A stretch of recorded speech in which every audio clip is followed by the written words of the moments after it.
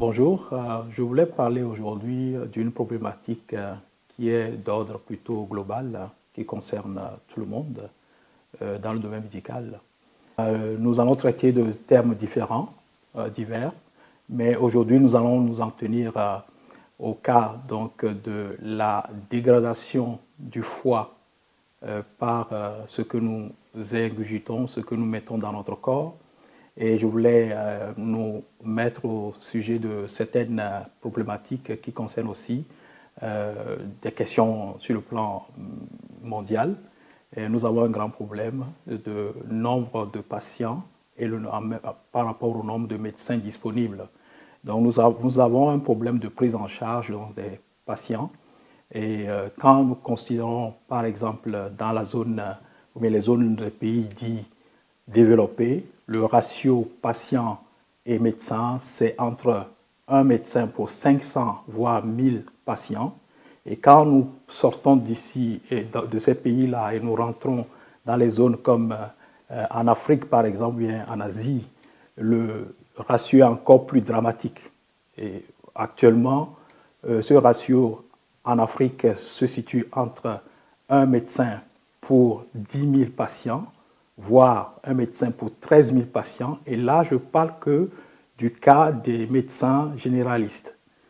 Quand nous allons considérer le cas de médecins spécialistes, alors là, le chiffre est encore plus dramatique. Étant donné que ce nombre dont je viens de parler, le ratio patient et médecin, ne va jamais s'améliorer. Plutôt, on verra plutôt que ce nombre va être plus problématique dans les années qui vont venir. Et ça aussi à voir aussi avec le coût même des soins médicaux. Et la médecine, que ce soit la recherche, que ce soit les soins, ça coûte. C'est une affaire de beaucoup d'argent. Alors, donc, il nous faudrait donc faire en sorte que le patient puisse être rassuré, et éclairé, sensibilisé, et faire en sorte que le patient devienne lui-même le gestionnaire de la thérapie qui lui a été prescrite, par exemple. Donc, nous, sur cette chaîne, ce sont des thèmes de la sorte que nous allons traiter pour que le patient puisse se sentir plus autonome et bien sûr que le médecin reste toujours la personne centrale quand il s'agit donc de dépistage, quand il s'agit donc de la prescription, puisque un patient ne peut pas jouer le rôle de médecin, mais dans l'avenir, étant donc que aussi sur le plan démographique aussi, si nous prenons le cas de l'Afrique par exemple, nous avons des zones vraiment très très larges où on trouve à peine un médecin quelque part dans la zone, mais si la personne ou bien le patient a eu la chance ou l'occasion entre-temps d'avoir consulté un médecin et qu'on a pu lui prescrire ce qu'il faut et cette thérapie, nous voulons tout simplement par ce bien faire en sorte que le patient puisse pouvoir s'approprier donc de la gestion, du contrôle même de cette thérapie pour en fait permettre un meilleur traitement et que le but qu'on espère puisse être atteint.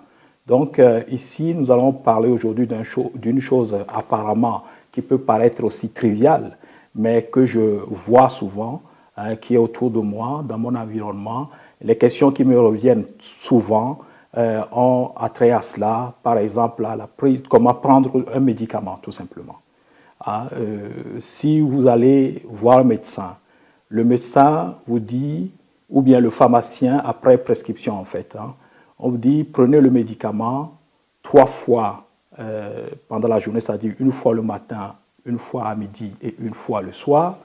Donc il se fait que les gens se permettent de prendre ce médicament à leur manière, et c'est sur ce point que je voulais aussi en venir pour vous dire que le problème que nous avons, c'est que quand vous ne suivez pas les prescriptions ou alors les consignes du médecin ou du pharmacien, effectivement, vous ne faites que travailler votre foie pour rien.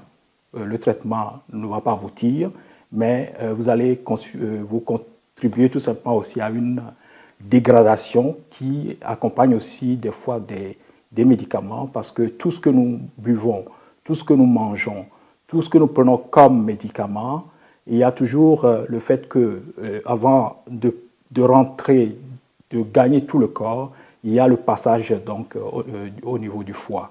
Le foie, c'est au niveau du foie qu'il y a beaucoup donc de transformations. D'abord, il y a certains médicaments qui ont besoin de passer par là pour être actifs, pour pouvoir guérir ou plutôt traiter, parce que quand on prend un médicament, généralement, on parle de guérison, mais en fait, c'est un traitement. Donc, et ce médicament qui a eu à passer par le foie sera transformé, sera dégradé, et en sorte que la dose qui est au départ, qui s'est présentée à l'entrée du foie, et après la sortie de l'autre côté du foie pour rentrer dans le sang et circuler dans le corps entier, cette dose sera réduite à chaque instant, à chaque fois que le temps passe. Donc, c'est un élément très prépondérant. C'est pour cela, quand on parle d'un médicament, on dit prenez ce médicament 3 fois la journée. Ça veut dire que vous devez renouveler à un moment donné donc la dose pour que la dose soit plus ou moins constante dans votre sang pour pouvoir atteindre le traitement qui est visé.